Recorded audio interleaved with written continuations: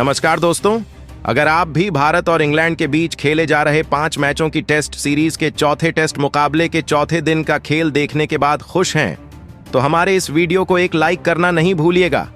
आज की हमारी इस वीडियो का शानदार लाइक टारगेट 500 लाइक है, तो दिल से एक लाइक अवश्य कीजिएगा दोस्तों। ऐसे में चौथे दिन क्या रहा, पूरा रोमांच, उसका हाईलाइट हम आपको बता रहे हैं। दोस्तों, जब चौथे दिन का हाईलाइट बताएं तो उससे पहले हम शुरुआत के बारे में बता देते हैं, जहां पर पहले दिन बेन स्टोक्स ने टॉस जीतकर पहले गेंदबाजी करने का फैसला किया था और भारतीय टीम को पहले बल्लेबाजी करने के लिए आमंत्रित किया था। जहां पर भारतीय टीम ने पहले बल्लेबाजी करते हुए कप्तान शुभमन गिल और यशस्वी जायसवाल एवं ऋषभ पंत की तूफानी विस्फोटक शतक की पारी के दम पर 482 रन बनाए और ऑल आउट हो गई थी। इसके जवाब में उत्तरी इंग्लैंड टीम ने भी पहली पारी में 486 रन बना दिए थे और ऑल आउट हो गई थी। और अब पहली पारी के अनुसार भारतीय टीम ने 19 रन की बढ़त बना ली और उसके बाद बल्लेबाजी करना शुरू कर दी थी।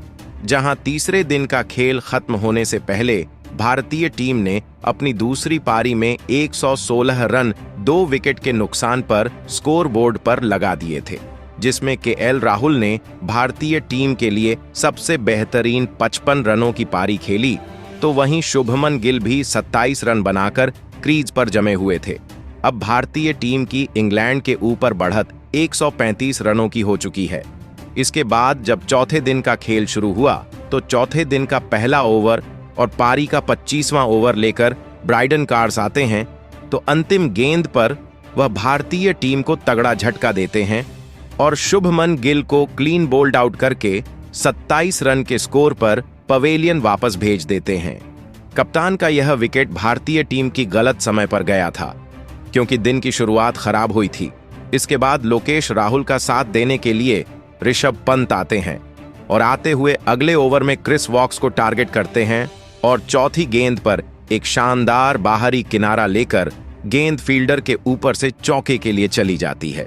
26 ओवर में टीम 140 रन पहुंच गई थी। एक तरफ के एल राहुल जमकर खेल रहे थे, तो ऋषभ पंत का बल्ला भी चलना शुरू हो गया था। ऋषभ पंत ने बेहतरीन 32वें ओवर में क्रिस वॉक्स को टारगेट करते हुए 5वीं गेंद पर एक शानदार मिड ऑन फील्डर के ऊपर से जोर से शॉट लगाया। गेंद सीधी सीमा रेखा से बाहर 4 रन के लिए चली गई। फिर 33वें ओवर में ब्राइडन कार्स आते हैं, तो पंत उनको भी टारगेट करते हैं और तीसरी गेंद पर एक बड़ा शॉट लगाते हैं, मगर बल्ले का ऊपरी किनारा लेकर गेंद सीधी सीमा रेखा से बाहर 4 रन के लिए चली जाती है। इसी के साथ भारतीय टीम के 150 रन पूरे हो जाते हैं।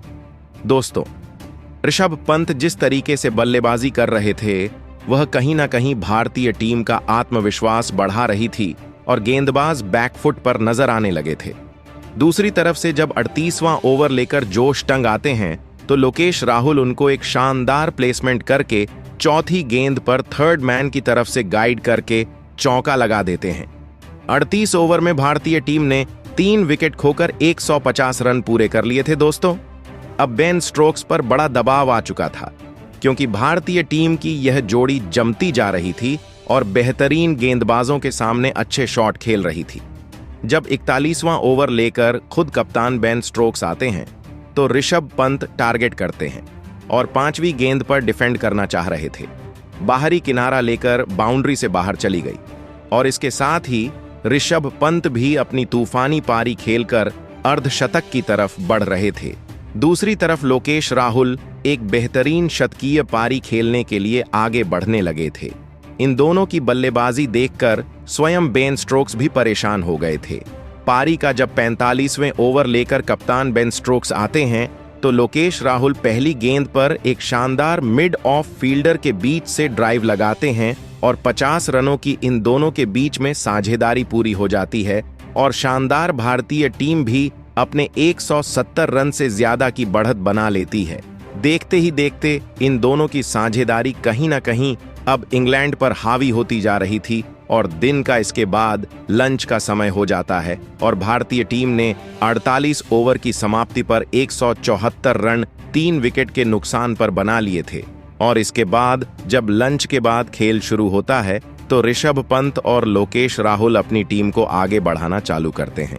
शोएब बशीर को लोकेश राहुल फिर 50वें ओवर में तीसरी गेंद पर एक शानदार डीप कवर्स की ओर शॉट लगाकर चौका लगा देते हैं और 50 ओवर में टीम 177 रन 3 विकेट पर बना चुकी थी। तो 51वें ओवर लेकर जब जोश टंग आते हैं तो पंत पहली ऑफ स्टंप के बाहर डाली गई गेंद पर ड्राइव करने का प्रयास करते हैं। बाहरी किनारा लेकर चौके के लिए गेंद को भेज दिया जाता है। पारी का 54वां ओवर लेकर जब शोएब बशीर आते हैं तो लोकेश राहुल पहली गेंद पर शॉट लगाकर एक चौका लगा देते हैं।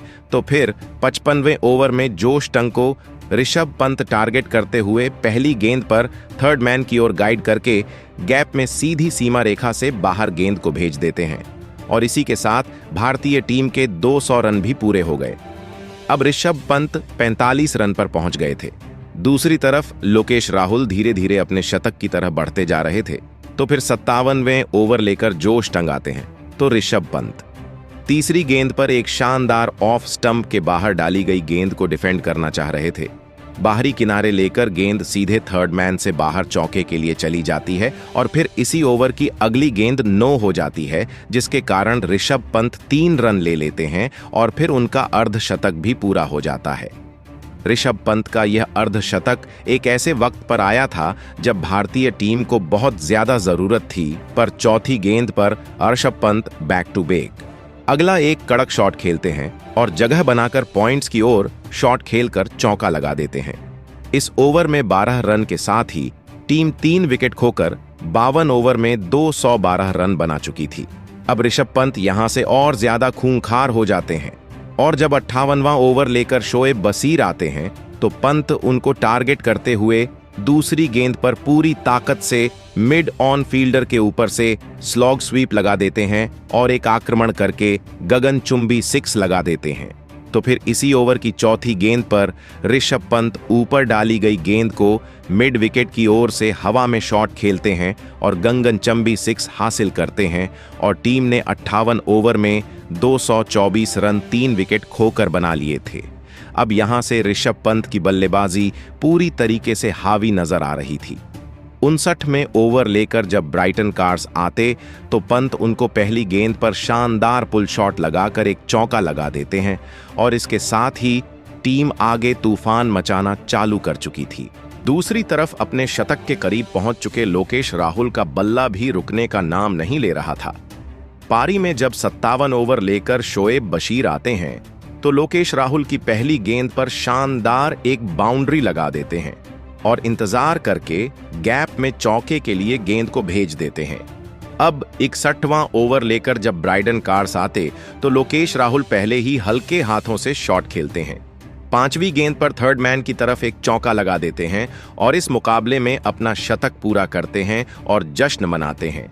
साथ ही पवेलियन से भी सभी ने तालियां बजाकर उनके शतक का स्वागत किया। और दोस्तों, इसके बाद जब 62वां ओवर लेकर शोएब बशीर आते हैं तो ऋषभ पंत तीसरी गेंद पर एक फील्डर के ऊपर से ऑफ स्टंप के बाहर डाली गई गेंद को जोर से शॉट खेलते हैं और उसके साथ ही चौके के लिए गेंद चली जाती है। दोस्तों, फिर की अंतिम गेंद पर शोएब बशीर के सामने लोकेश राहुल एक बेहतरीन ड्राइव शॉट खेलते हैं और गेंद को सीमा रेखा पार करा छक्का हासिल करते हैं। इसी के साथ भारतीय टीम 250 का आंकड़ा पार कर जाती है। इसके बाद दोस्तों, ड्रिंक्स ब्रेक के बाद जब 67वां ओवर लेकर ब्राइटन कार्स आए तो ऋषभ पंत ने उनको टारगेट करके दूसरी गेंद पर एक शानदार चौका लगा देते हैं। पुल शॉट आउट के माध्यम से अब ऋषभ पंत भी अपने शतक के करीब पहुंचने लगे थे। जब 64वां ओवर लेकर शोएब बशीर आए तो उनको टारगेट किया। बैकफुट से गेंद को कवर की तरफ पंच करके चौका लगा दिया। वह भी 95 रनों पर पहुंच गए थे। आज लोकेश राहुल ने 65वें ओवर में ब्राइटन कार्स को पहली गेंद पर पुल शॉट लगाया और अपना चौका लगा दिया। इसके साथ ही लोकेश राहुल अब शतक बनाकर अगले दोहरा शतक की तरफ बढ़ने लगे थे। अब ऋषभ पंत और लोकेश राहुल के बीच में जो साझेदारी थी वह बेहद शानदार आगे बढ़ चुकी थी और लग रहा था कि यह दोनों मिलकर अपनी टीम को एक बहुत बड़ी बढ़त बनाएंगे और कुछ ऐसा ही करके ऋषभ पंत दिखाना चालू कर चुके थे। 70वें ओवर में शोएब बशीर को एक सिंगल रन लेकर ऋषभ पंत अपना ऐतिहासिक शतक लगा देते हैं और यह इसी टेस्ट में लगातार उनका दूसरा शतक होता है। इसके बाद दोस्तों, पारी का जब 71वां ओवर लेकर जो रूट आते तो ऋषभ पंत उनको खूंखार अंदाज दिखाते हुए दूसरी गेंद पर एक लॉफ्ट करके मिड ऑफ की तरफ चौका लगा दिया। तीसरी गेंद पर जो रूट को एक गगनचुंबी 6 कवर्स की तरफ लगाया जाता है तो ऋषभ पंत का बल्ला यही नहीं रुकता। चौथी गेंद पर फिर एक और बाउंड्री बटोरकर मिड विकेट की तरफ एक चौका लगा देते हैं। इस ओवर में 19 रन के साथ 71 ओवर में टीम 3 विकेट खोकर 295 रन बना चुकी थी और फिर ऋषभ पंत और के.एल. राहुल के बीच में 200 से अधिक की साझेदारी हो चुकी थी और ऋषभ पंत फिर 72वें ओवर में शोएब बशीर के सामने गलती कर बैठते हैं और जैक क्रॉली को कैच थमा देते हैं और इस प्रकार ऋषभ पंत 123 रन की तूफानी पारी खेलकर पवेलियन चले गए थे और भारतीय टीम को 298 पर चौथा बड़ा झटका लगा था। इसके बाद बल्लेबाजी करने के लिए नीतीश कुमार रेड्डी आते हैं तो 73वें ओवर में कप्तान बेन स्टोक्स को टारगेट करके के.एल. राहुल पहली गेंद पर एक कट शॉट खेलकर चौके के लिए गेंद को भेज देते हैं और टीम की तरफ से बेहतरीन पारी खेलने लगे थे तो दूसरी तरफ नीतीश रेड्डी भी 74वें ओवर में शोएब बशीर को आकर अंतिम गेंद पर एक चौका लगा देते हैं और 74 ओवर में 307 रन टीम 4 विकेट खोकर बना चुकी की थी। अब इसके बाद टी ब्रेक होता है। टीम 75 ओवर में टीम 309 रन 4 विकेट खोकर बना चुकी थी। इसके बाद जब मैच चालू होता है तो नीतीश रेड्डी और के.एल. राहुल के कंधों पर जिम्मेदारी होती है अपनी टीम को एक बेहतरीन लीड दिलाएं।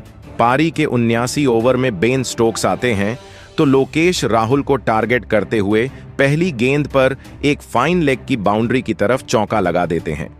शानदार स्लाइड शॉट उनके द्वारा देखने को मिलता है और इसके साथ ही 79 ओवर में टीम 316 रन 4 विकेट खोकर बना चुकी थी।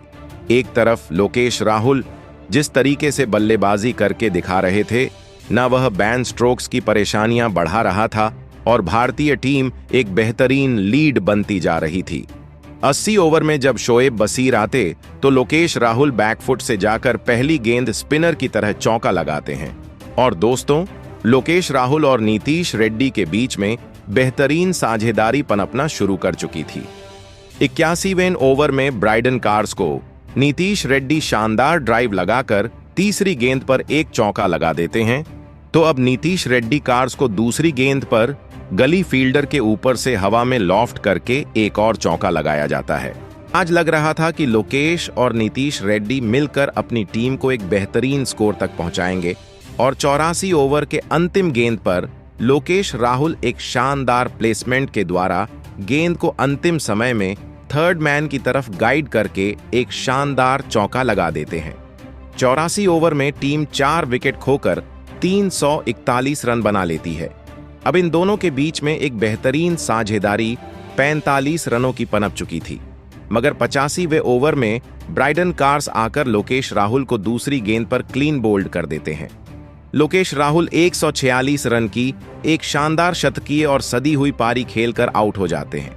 इतना बड़ा विकेट गिरने के बाद अब अपनी टीम के स्कोर को आगे बढ़ाने के लिए रविंद्र जडेजा मैदान पर आते हैं और रविंद्र जडेजा और नीतीश कुमार के कंधों पर जिम्मेदारी थी कि वह अपनी टीम को अच्छे स्कोर तक ले जाए, मगर वह यह नहीं कर पाए और नीतीश रेड्डी को क्रिस वॉक्स 66 ओवर की अंतिम गेंद पर खुद ही कैच आउट करके पवेलियन की राह दिखा देते हैं और 20 रन की पारी खेलकर आज नीतीश रेड्डी पवेलियन चले गए थे। बेहतरीन शुरुआत मिलने के बाद भी आज के दिन team back to back wicket गंवाने लगी थी और फिर इसके बाद बल्लेबाजी करने के लिए वॉशिंगटन सुंदर आते हैं, जो मोमेंटम पहले बल्लेबाजी के पास था अब वह गेंदबाजी के पास शिफ्ट हो गया था और बैकफुट पर भारतीय बल्लेबाजी नजर आने लगी थी। इसके बाद रविंद्र जडेजा और वॉशिंगटन सुंदर दोनों ऑलराउंडर थे और रविंद्र जडेजा उनसे पहले 89 ओवर में आकर जोश टंग को लो फुल टॉस गेंद को टारगेट करके तीसरी गेंद पर शानदार ड्राइव करके मिड ऑन फील्डर की तरफ से चौका लगा देते हैं और टीम अब अपने 361 रन पर पहुंच गई थी। मगर फिर 91 ओवर लेकर जोश टंग आते हैं और वॉशिंगटन सुंदर को पहली गेंद पर जो रूट के हाथों कैच आउट करा देते हैं और इस प्रकार वॉशिंगटन सुंदर 4 रन बनाकर चले गए और 363 रन पर टीम 7वां बड़ा विकेट खो देती है। इसके बाद बल्लेबाजी करने के लिए आकाशदीप आते हैं, तो फिर जोश टांग उनको आते ही अगली गेंद पर विकेट कीपर के हाथों कैच आउट कर देते हैं। आकाशदीप अपना खाता नहीं खोल पाए और बैक टू बैक 2 बड़े विकेट भारतीय टीम ने 363 रन पर खो दिए थे और 8 विकेट भारतीय टीम के जा चुके थे। इसके बाद बल्लेबाजी करने के लिए जसप्रीत बुमराह आते हैं। अब यहां से जसप्रीत बुमराह के ऊपर जिम्मेदारी थी कि वह जडेजा का साथ निभाए और 1-2 रन से स्ट्राइक रोटेट करते हुए स्कोर को आगे बढ़ाए। मगर इसके बाद चौथी गेंद पर जसप्रीत बुमराह को भी जोश टंग क्लीन बोल्ड कर देते हैं और इस ओवर में 3 विकेट चले गए थे और 369 रन पर भारतीय टीम ने 9 बड़े विकेट खो दिए थे। अंतिम विकेट के रूप में अब मोहम्मद सिराज मैदान पर आते हैं और मोहम्मद सिराज और रविंद्र जडेजा अंत में मिलकर कुछ शॉट खेलने की कोशिश करते हैं और फिर पारी का 95 ओवर लेकर जब जोश टांग आते हैं तो रविंद्र जडेजा उनको दूसरी गेंद पर टाइमिंग के साथ लॉफ्ट करके गगनचुंबी 6 लगा देते हैं और अगली गेंद पर रविंद्र जडेजा शानदार पुल शॉट लगाकर एक चौका लगा देते हैं।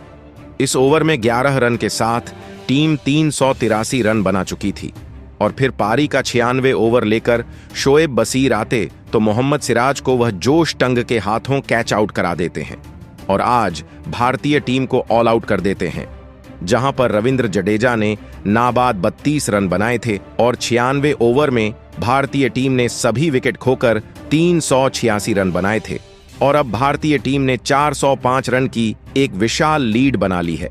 ऐसे में अब इंग्लैंड को अगर भारतीय टीम से मुकाबला जीतना है तो 405 रन दूसरी पारी में बनाने होंगे। उसके बाद भारतीय टीम से मिले 405 रनों के एक विशाल लक्ष्य का पीछा करने इंग्लैंड के 2 दिग्गज ओपनर बल्लेबाज मैदान में उतरे। जैक क्रोली और बेन डकैट के कंधों पर इस चौथे दिन के आखिरी बची हुई कुछ ओवरों में विकेट ना खोने का एक बहुत ही बड़ा दबाव उनके ऊपर था और भारतीय गेंदबाजी को जितने हो सके उतने ज्यादा विकेट इस चौथे दिन हासिल करने थे।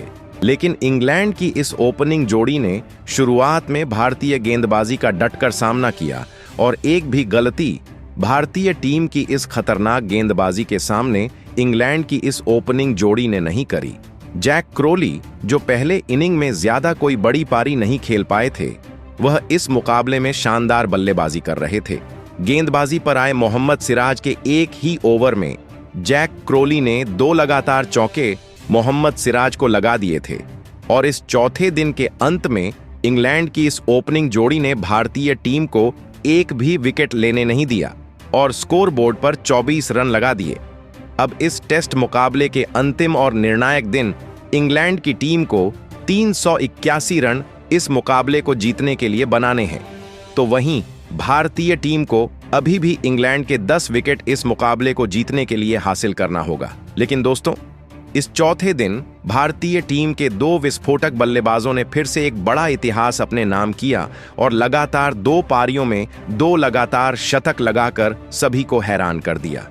जी हां दोस्तों, हम बात कर रहे हैं ऋषभ पंत और केएल राहुल की, जिन्होंने इस महामुकाबले में इस दूसरी पारी में भी इंग्लैंड की गेंदबाजी को पूरी तरह हिलाकर रख दिया और एक और शतक अपने नाम कर लिया। तो दोस्तों, आप ऋषभ पंत और केएल राहुल की इस चौथे दिन में विस्फोटक बल्लेबाजी और एक अद्भुत शतक के लिए उन्हें 10 में से कितने अंक देना चाहेंगे? आप अपनी राय नीचे कमेंट में देना बिल्कुल भी ना भूलें। नए हैं, चैनल को सब्सक्राइब जरूर करें। धन्यवाद।